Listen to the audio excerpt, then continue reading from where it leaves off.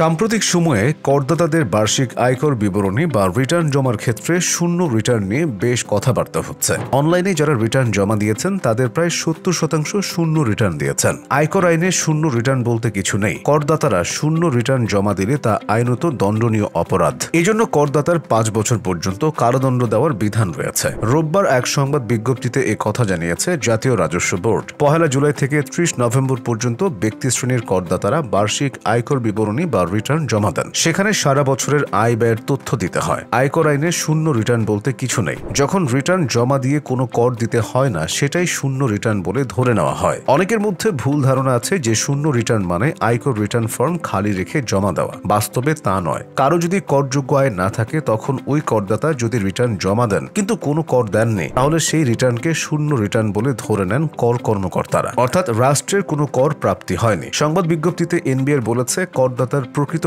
আয়, ব্যয়, সম্পদ ও দায় প্রদর্শন না করে এর কোনো একটি শূন্য অথবা সবকটি তথ্য শূন্য হিসেবে প্রদর্শন করা সম্পূর্ণ বেআইনি এবং এটি একটি ফৌজদারি অপরাধ। করদাতার জমা দেওয়া আয়কর রিটার্নে তার আয়, ব্যয়, সম্পদ ও দায় সম্পর্কিত সঠিক তথ্য প্রদর্শন না করে মিথ্যা বা অসত্য তথ্য প্রদান করলে বর্তমান আয়কর আইনের ৩১২ ও ৩১৩ ধারা অনুসারে করদাতাকে ৫ বছর পর্যন্ত কারাদণ্ড প্রদানের বিধান রয়েছে। এনবিআর এর সংবাদ বিজ্ঞপ্তিতে আরও বলা হয়, সামাজিক যোগাযোগ মাধ্যমে জিরো রিটার্ন দাখিল বিষয়ে কতিপয় ভ্রান্ত ধারণাপ্রসূত পোস্ট এনবিআর এর নজরে এসেছে। সামাজিক যোগাযোগ মাধ্যমের এসব পোস্টে রিটার্ন ফর্মের সবকটি ঘর শূন্য হিসেবে পূরণ করে রিটার্ন জমা দেওয়া যায় বলে ভ্রান্ত ধারণা প্রচার করা হচ্ছে। এসব ভ্রান্ত ধারণার বশবর্তী হয়ে কোনো কোনো করদাতা তাদের আয়কর রিটার্নে আয়, ব্যয়, সম্পদ ও দায়ের বিষয়ে অসত্য ঘোষণা প্রদান করে আসছেন এমন জানা যায়। এনবিআর এর মতে, একজন করদাতার আয়, ব্যয়, সম্পদ বা দায় সংক্রান্ত বিষয়ে রিটার্নে সঠিক ঘোষণা প্রদান করা একজন করদাতার নাগরিক ও আইনি দায়িত্ব।